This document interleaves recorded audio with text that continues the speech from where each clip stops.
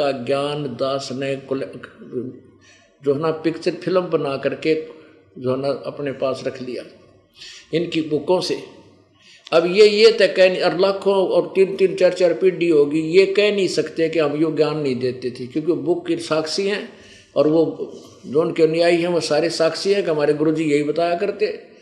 और अब ये दास वो यथार्थ ज्ञान प्रभु दत्त कबीर परमात्मा के द्वारा दिया हुआ आपके सामने बता रहा है जो सत्य है। और इन सभी पंथ अब खत्म हो चुके हैं।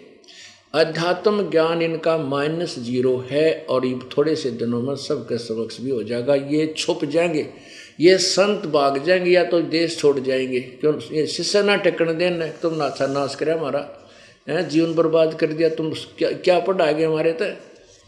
और ये आगे शिष्य बनने बंद हो जाएंगे इनके। और कोई मूड 100-50 रहेंगे वो पड़े रहेंगे, वो नहीं मान्या करते।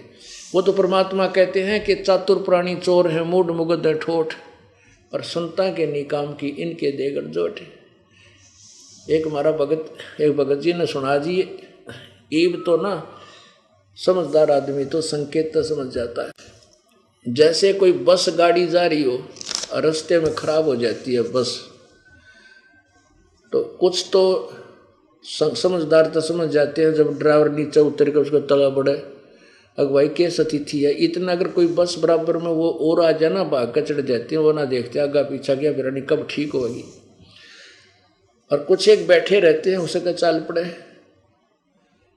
तो फिर ड्राइवर कंडक्टर आकर कह देते हैं भाई गाड़ी खराब होगी, दूसरी में बैठ जाओ। तो कुछ एक तो उठ जाए और फिर 10-20 फिर भी रह जाकर कर दिया, फिर चाल पड़े पाछे थे। वह जब उतरा कर जब कंडक्टर ड्राइवर भी बस ने छोड़कर दूसरी बस में चढ़ लेंगे चालती में, वो जब पाछे तो उतरा कर उस वक्त, तो अब वो समझदार तो होंगे। तो इस ज्ञान ने परमेश्वर आपके द्वारा गरीब बताए हुए CD और पुस्तकों को पढ़कर तुरंत बाज जाओगे, अब यह गाड़ी तो कदे भी ना चल खराब है। अपनी उन पंथों को छोड़कर अपनी गाड़ी में चढ़ लेंगे। और कुछ दिनों में ये संत विवश हो जाएंगे ये कहने को कि सचमुच हमें ज्ञान नहीं था, हमारे से गलती बनेगी। समझदार तो होंगे, कह देंगे ना, तो फिर लोग को आओगे इन पर, तो फिर तो ढूंढा पाट जाएगा, सारे बाज जाओगे। भाई जब कंडक्टर ड्राइवर दूसरी में चढ़ना हो रहे हैं, बाज लो, कदे तुम रह जाओ पीछे।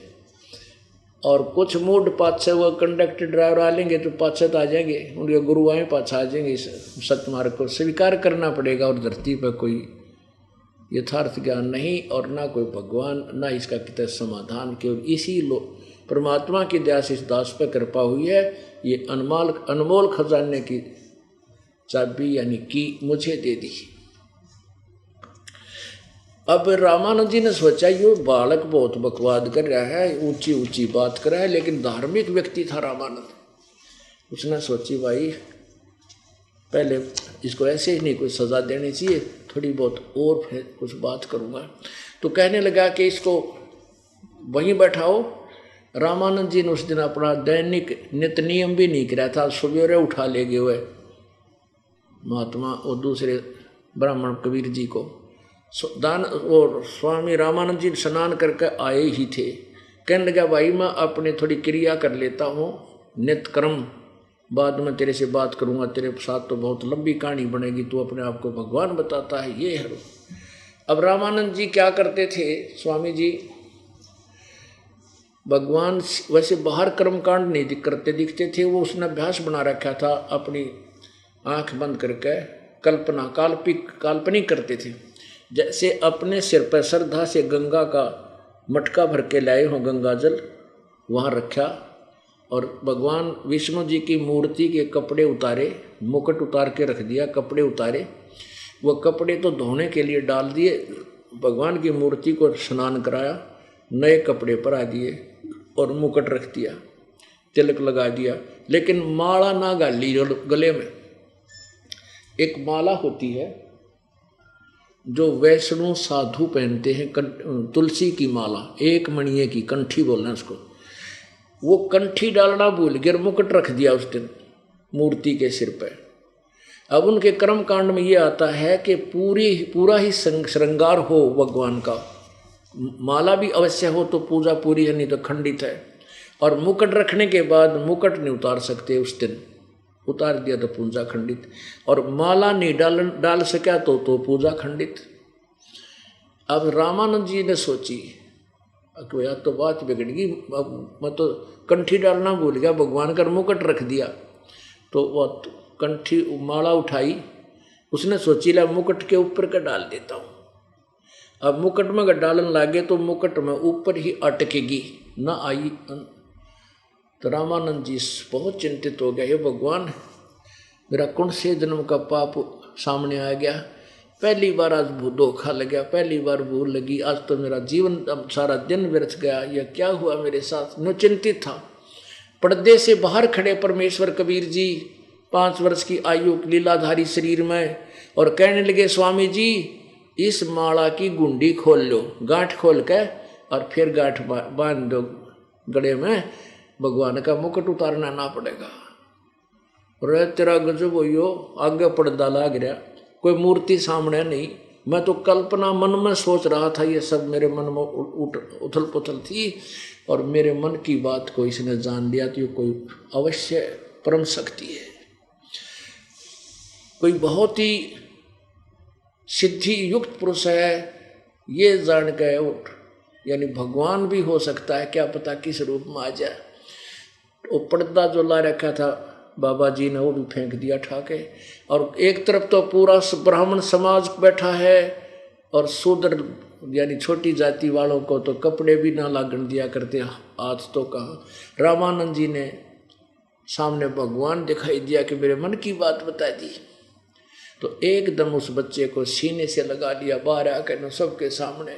ओहो, अब एक तरफ तो पूरा समाज लोकलाज के दुनिया के कहेगी ब्राह्मण होकर शूद्र के बालक को छू दिया, सारा समाज बाईकाट करेगा और तेरा शेष नहीं रहेगा, ये सोच थी उसकी। और सामने एक तरफ भगवान खड़ा। इसको ब्राह्मण कहते हैं पुण्यात्माओं, इसको पंडित कहते हैं जो बखत पड़े सौदा करे और कोठे डारे ज्ञान। ये ब्राह्मण था वास्तव में, इसने समाज नहीं देखा, जिस भगवान देखा और सब समाज को छोड़ दिया, परमात्मा को स्वीकार कर लिया।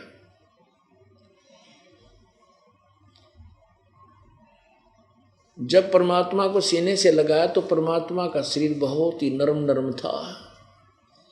रामानंद जी कहने लगे परमात्मा मेरा तो पत्थर के सा शरीर है आपके शरीर की तुलना में, और अब रामानंद जी समझ गया कि ये परमात्मा है और मेरी फड़क निकालना चाहे थे, क्योंकि मैं शूद्र जाति से हेट करता था, नफरत करता था। अब क्या बताते हैं कि मन की पूजा तुम लखी मुकुट माल परवेश, गरीबदास गति को लखे तेरा कौन वर्ण के वेश। रामानंद जी कहे परमात्मा तेरा मेरे मन की बात बता दी प्रभु, और मेरी मुकुट माला में फंस गई, माला मुकुट में अड़गी थी, और तू किस तो वर्ण में खड़ा है, किस वर्ण में प्रगट है, किस वर्ण में तू आया हुआ है, किस यानी ये 4 वर्ण होते हैं ब्राह्मण वैश्य क्षत्रिय और शूद्र। शूद्र वर्ण में अरे एक छोटा सा बालक बना खड़ा, तुझे कौन पहचाने, तू परमात्मा है। तेरी गति को कैसे समझें कैसे लखें, मन की पूजा तुम लखी ये मुकुट माल परवेश, गरीबदास गति कौन लखे तेरा कौन वर्ण के वेश। ये तो दीक्षा तुम दई मान लई मन मोरे, गरीबदास कोमल पुरुष हमरा बदन कठोरे। कि जो आप मुझे शिक्षा देना चाहते थे वह मेरे समझ में आ गई। आप मुझे ये शिक्षा देने आए थे कि मैं ब्राह्मण होने के कारण शूद्रों को नहीं स्वीकार करता था, आप मेरी फड़क निकालने आए थे, या तो मैं मान गया। परंतु हे परमात्मा एक बात बताओ, आपने झूठ क्यों बोली। परमात्मा कबीर जी बोले क्या झूठ बोला स्वामी जी, कि आपने ये कहा कि आप मेरे शिष्य हो। प्रभु बोले कबीर परमेश्वर कहने लगे हाँ जी मैं आपका शिष्य हूँ, आप मेरे गुरुदेव हो। तो स्वामी जी बोले बेटा मैंने तो कभी आपको बच्चा नाम नहीं दिया, दीक्षा नहीं दी। आपने ना, आपको याद होगा एक बार आप स्नान करने गए थे, वक्त से मैं वहाँ पंचगंगा घाट पर लेटा हुआ था, आपकी खड़ाऊ मेरे सिर में लगी थी प्रभु, और मैं रोया। आपने कहा बेटा राम राम बोल, राम राम बोल, राम के नाम तय दुख दूर होते हैं। आपने मेरे सिर पर हाथ रख दिया, आप मेरे गुरु में आपका चेला हो गया। रामानंद जी बोले बेटा वो तो बालक था छोटा सा, इतनी उम्र, क्योंकि 2.5 साल के बच्चे की और 5 साल के बच्चे की एज का यानी शरीर का डबल डिफरेंस हो जाता है। पहले तो वैसे तगड़े बच्चे होते थे 600 वर्ष पहले। तो परमात्मा बोले अच्छा, परमेश्वर कबीर जी ने क्या किया, एक सेवक की चारपाई थी झोपड़ी तो बाहर, स्वामी जी की कुटिया से बाहर एक सेवक की जो हुआ थी कुटिया, उसके ऊपर अपना दूसरा रूप 2.5 वर्ष का बच्चे का रूप धारण किया और उस खाट का ऊपर चारपाई पे लेट गए और 5 वर्ष की उम्र में सामने खड़े। परमात्मा बोले देखो स्वामी जी ऐसा था मैं, देखो ऐसा। अब स्वामी जी ने उधर देखा 2.5 वर्ष का बालक, उधर देखा वो 5 वर्ष का बालक, 6 बहनों ने देखा और 6 बहनों देखा, आंख मसल मसल के देखे। इतने में वहाँ से वो 2.5 वर्ष वाला बच्चा उठा हवा में और 5 वर्ष के बालक में आकर समा गया। जब रामानंद जी की चौंध टूटी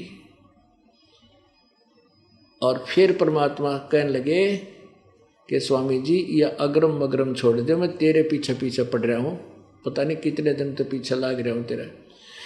पुण्यात्माओं, यही रामानंद जी वाली आत्मा सतयुग में विद्याधर नामक ब्राह्मण था और दीपिका इसकी पत्नी थी जो कमाली वाली आत्मा थी, और इनको परमात्मा ऐसे ही नवजात शिशु रूप में मिले थे।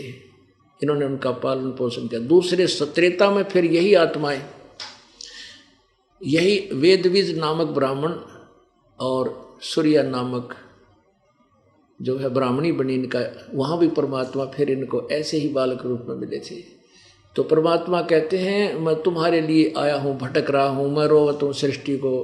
कहते हैं जो जन हमारी शरण है ताका हूँ मैं दास, गेल गेल लाग्या फिरूँ हूँ जब तक धरती आकाश।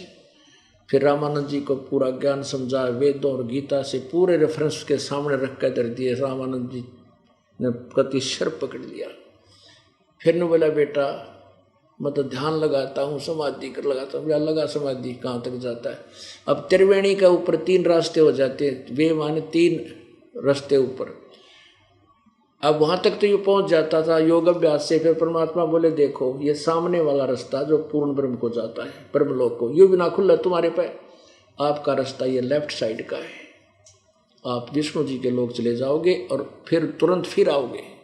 जब परमात्मा ने कहा मैं जो सतनाम हूँ, ओम और तत् जो वास्तविक और मंत्र है, इसके जाप से ये सामने वाला खुलेगा। और आगे फिर सचखंड में सतलोक में लेकर गए, वहाँ परमात्मा को अपना स्वरूप दिखा के सचमुच कबीर परमेश्वर ही वहाँ दूसरे रूप में बैठे हैं। और जब उसकी समाधि टूटी तो सामने कबीर परमेश्वर सामने 5 वर्ष के बालक में भी बैठे हैं और ऊपर भी साथ गए थे। ऊपर दूसरे रूप में क्या देखा कि दूसरे रूप में परमेश्वर बहुत तेजों में शरीर में सिंहासन पर ऊपर श्वेत गुंबज के अंदर एक आसन है, वहाँ बैठे। नीचे से जो बालक रूप कबीर जी गए थे वहाँ जा कर के वो अपने दूसरे रूप पर चौर करने लगे 5 वर्ष के बालक। रामानंद जी ने सोचा ये भगवान तो पूर्ण ब्रह्म ये है जो तख्त पर बैठा, और कबीर यहाँ का कोई गण हो गया, यहाँ का देव है। इतने में वो परमात्मा तख्त पर बैठे थे, वो खड़े हुए और नीचे से जो 5 वर्ष का कबीर जुलाहा धानक गया था ऊपर तख्त पर, भगवान वाले तख्त पर बैठ गया 5 वर्षीय बच्चा। और वो भगवान जो भगवान दिखाई देता तेजों में शरीर वाला, वो उस 5 वर्ष के बालक पर चौर करने लगा। अब रामानंद जी सोचता भाई ये क्या सब बात लीला समझ में नहीं आ रही इनकी। भगवान और इस नौकर पर चौर कर रहा है, इसकी सेवा कर रहा है। इतने में वो तेजों में शरीर वाला भगवान वाला शरीर उस 5 वर्ष के बालक में समा गया। अकेले वो 5 वर्ष के बालक पूरे अनंत कोट ब्रह्मांड के सिंहासन पर विराजमान रह गए। और कबीर जी ने कहा चल रामानंद वापस, वहाँ से वापस भेज दिया। जब वापस शरीर में समाधि टूटी, सामने फिर बैठे हैं कबीर परमात्मा आके उसी 5 वर्ष की आयु में। तभी चरण पकड़ लिए कबीर रामानंद जी ने कबीर परमेश्वर के। दो ठौड़ है एक तू भया एक से दो, गरीबदास हम कारणे आए हो मगजो। तुम साहेब तुम संत हो, तुम सतगुरु तुम हंस, गरीबदास तेरे रूप बिना और न दूजा अंश। उस दिन के बाद रामानंद जी ने कबीर साहब को परमेश्वर मान लिया, लेकिन कबीर जी ने कहा कि आप गुरु बने रहना मेरे, नहीं तो ये आगे आने वाले समय में ये नकली पंथ और ये संत जो कहेंगे कबीर ने कौन सा गुरु बनाया था, गुरु के बिना मोक्ष हो नहीं सकता। इसलिए एक केवल औपचारिकता, रामानंद औपचारिकता से गुरु थे, लेकिन वास्तव में परमात्मा कबीर जी ही उसके गुरु थे। बोलो सतगुरुदेव।